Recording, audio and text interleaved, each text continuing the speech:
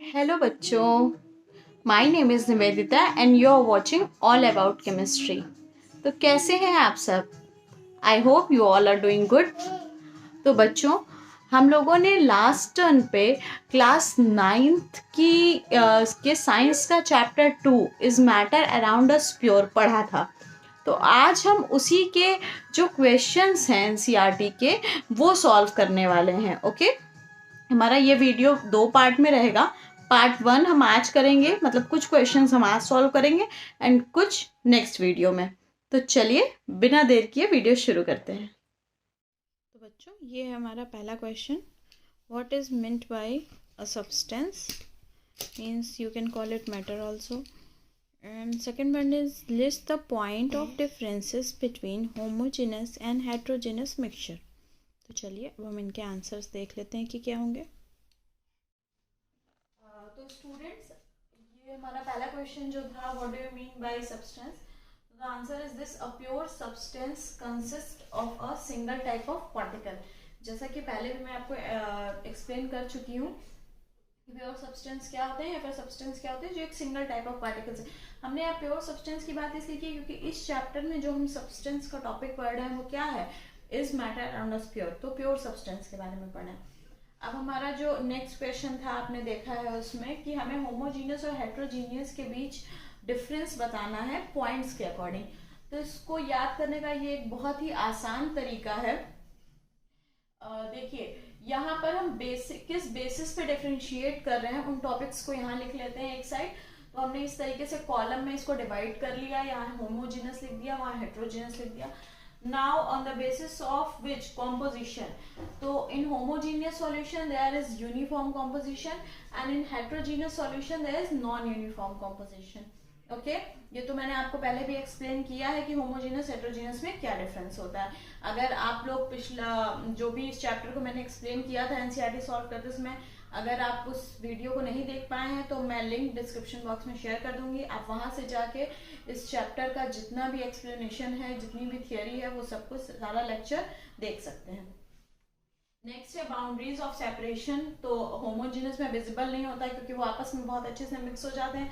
Heterogeneous में clearly visible होता है। And the last one, they consist of, homogeneous solution is consist of only one phase and heterogeneous solution is consist of more than one phase.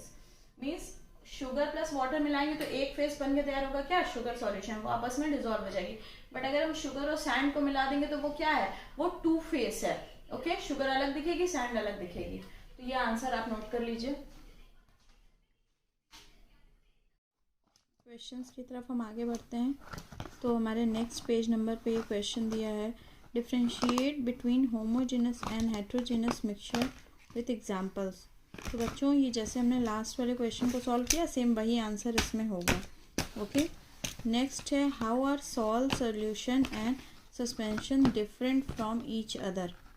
तो इसे हम देख लेते हैं और उसके बाद है: to make a saturated solution 36 gram of sodium chloride is dissolve in 100 gram of water at 293 kelvin. Find its concentration at its temperature, at this temperature. Okay, तो चलिए हम इन दोनों क्वेश्चंस के आंसर समझ लेते हैं, देख लेते हैं। तो हमारा नेक्स्ट क्वेश्चन था differentiate between salt solution and suspension. तो ये आप देख लीजिए इसका आंसर। मैंने इधर लिख दिया है किसके बेसिस पे हम इससे डिफरेंशिएट कर रहे हैं। तो पहला है साइज ऑफ सॉल्यूट पार्टिकल्स। तो इसमें जो होते हैं सॉल में यानी कोलाइड्स में, वो 1 नैनोमीटर से 100 नैनोमीटर के बीच होते हैं। सॉल्यूशन में 1 नैनोमीटर से छोटे होते हैं और सस्पेंशन में 100 नैनोमीटर से बड़े होते हैं। ये याद करने की ट्रिक है जिससे बहुत आसानी से याद हो जाता है और बहुत कम मटेरियल में हमारा पूरा प्रिपरेशन हो जाती है आंसर की। स्टेबिलिटी का है तो सॉल्यूशन जो सॉल होता है वो स्टेबल होता है, सॉल्यूशन भी स्टेबल होता है, बट सस्पेंशन अनस्टेबल होता है। Effect of beam of light, beam of light जो हम सॉल से पास कराते हैं तो वो स्कैटर कर जाती है, सॉल्यूशन में वो स्कैटर नहीं करती है, एंड सस्पेंशन में भी स्कैटर कर जाती है। और फिर जब हम इनका फिल्टर पेपर पे यूज़ देखते हैं तो सॉल क्या होता है, फिल्टर पेपर के थ्रू पास हो जाता है, सॉल्यूशन भी पास हो जाता है, बट सस्पेंशन पास नहीं होता है। तो ये आप नोट कर लीजिए। नेक्स्ट क्वेश्चन हमारा जो था वो कंसंट्रेशन हमें फाइंड आउट करना था। ठीक है। जो सॉल्यूशन बन के तैयार होगा उसमें मास ऑफ सोडियम क्लोराइड दिया हुआ है, मास ऑफ वाटर दिया हुआ है। अब हमें ये जो इनसे मिलकर एक सॉल्यूशन तैयार होगा उसका कंसंट्रेशन बनाना है। तो कंसंट्रेशन फाइंड आउट करने के लिए सबसे पहले हमें सॉल्यूशन का मास जानना ज़रूरी है। तो सॉल्यूशन का मास हम कैसे निकालेंगे? हम जानते हैं ये क्या है, ये सॉल्यूट है और ये सॉल्वेंट है। So what will be the mass of solution? Solution is equal to solute plus solvent, तो 36 plus 100 is equal to 136 gram. Now we will use that formula. Concentration of solution, concentration of solution, concentration of solution is equal to mass of solute upon mass of solution into 100. Now we will solve it. What is the mass of solute in this reaction? 36 upon mass of solution 136 into 100. इसी को हम solve कर लेंगे। जो हमारा answer होगा वो क्या होगा? हमारे सॉल्यूशन का कंसंट्रेशन होगा। आप इसे सॉल्व करिए।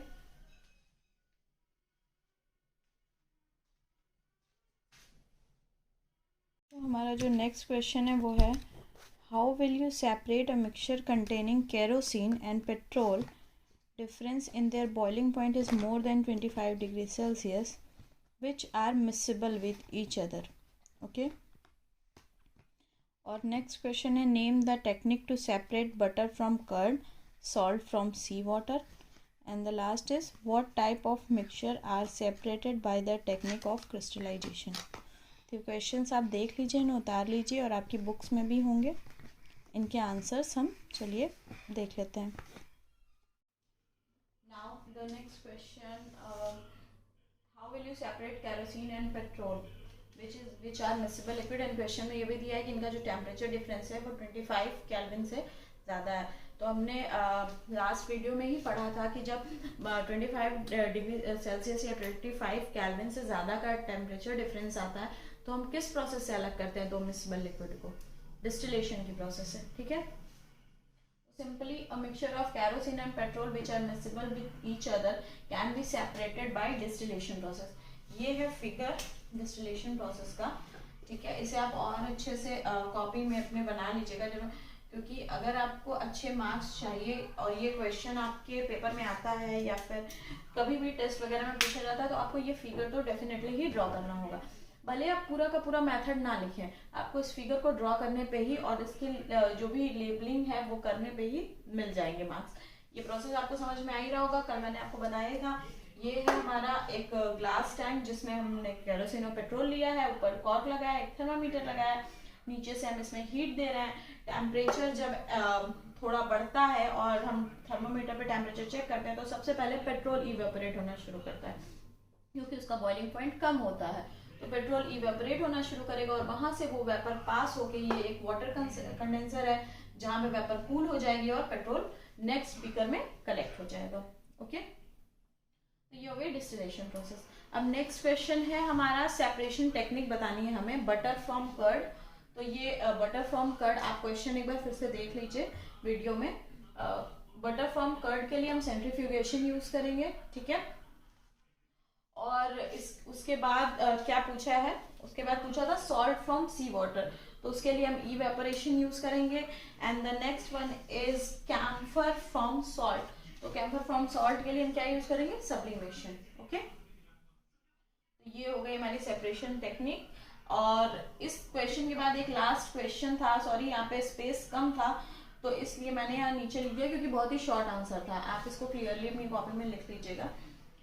क्वेश्चन पूछा है ना कि क्रिस्टलाइन प्रोसेस से क्या अलग किया जाता है, कौन सी सेपरेशन, जो क्रिस्टलाइन सेपरेशन टेक्निक है वो किनको अलग करने में यूज होती है? तो solid with some impurities. Crystalline जो प्रोसेस का हम यूज करते हैं वो सॉलिड जो होते हैं उनमें कुछ इम्प्यूरिटीज होती है, उनको अलग करने के लिए हम क्रिस्टलाइन प्रोसेस यूज करते हैं। जैसे कि जो सी वाटर से सॉल्ट निकलता है उस सॉल्ट को हम प्यूरिफाई करने के लिए क्रिस्टल फॉर्म में कन्वर्ट करते हैं। ओके, तो आप ये आंसर्स लिख लीजिए। उसके बाद बच्चों हमारा ये क्वेश्चन है, classify the following as chemical और फिजिकल चेंजेस। तो ये कुछ प्रोसेस के नाम दिए हुए हैं आपको बताना है कि उनमें से कौन कौन से केमिकल चेंजेस में आते हैं और कौन कौन से फिजिकल चेंज में। ओके, तो चलिए हम इसकी एक लिस्ट तैयार कर लेते हैं।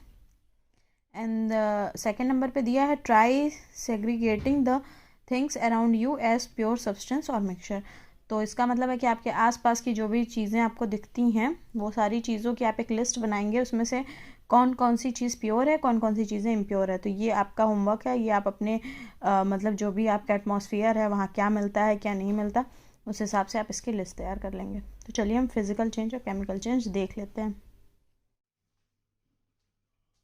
तो बच्चों जो हमारा नेक्स्ट क्वेश्चन था वो हमें कुछ चीज़ें दी हुई थी जिनको फिजिकल चेंज और केमिकल चेंज के अकॉर्डिंग डिफ्रेंशिएट करना था। सो एग्जांपल्स में थे cutting of trees, rusting of almirah, melting of butter in a pan, burning of paper, passing of electric current and so on. आप क्वेश्चन में देख सकते हैं, ठीक है। उन्हें हमने अलग अलग किया है। सबसे पहले अगर हम बात कर लेते हैं physical change and chemical change, तो इस चैप्टर में हमने उसके बारे में ज़्यादा डिस्कस नहीं किया क्योंकि हम ये क्लास 6 से पढ़ते हुए आ रहे हैं। बट ये फिजिकल चेंज और केमिकल चेंज के बारे में एक शॉर्ट वीडियो मैं बनाकर डाल दूंगी, आप लिंक पे क्लिक करके देख पाएंगे। फिलहाल के लिए आप इतना जान लीजिए, फिजिकल चेंज जो किसी की फिजिकल एक्टिविटी को चेंज करता है एंड केमिकल चेंज जो किसी की केमिकल नेचर को चेंज करता है, ठीक है। फिजिकल चेंज को हम ये भी कह सकते हैं कि ऐसे चेंज जो रिवर्सिबल होते हैं और केमिकल चेंज जो है वो इरिवर्सिबल होते हैं।